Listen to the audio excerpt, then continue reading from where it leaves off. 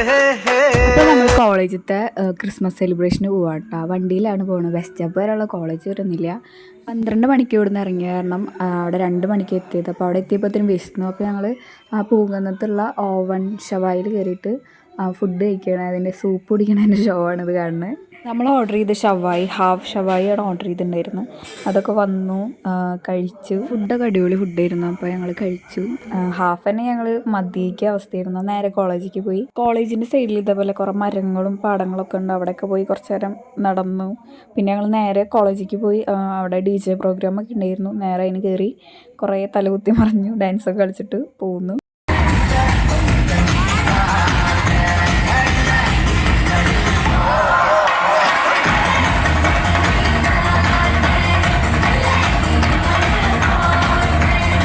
ഒരു 5 മണി വരെ ഉണ്ടായിരുന്നു പ്രോഗ്രാം. ഒരു ഉച്ചയ്ക്ക് തുടങ്ങിയിട്ട് 5 മണി വരെ ഉണ്ടായിരുന്നു.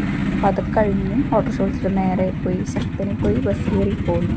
അപ്പോൾ ബസ് ഇറങ്ങി നമ്മൾ വീട്ടിലേക്ക് പോവുകയാണ്. ഇരുട്ടായി, അപ്പോൾ കാണാനില്ല. അപ്പോൾ ഓക്കെ, ബൈ, ഇത്രയുള്ളൂ.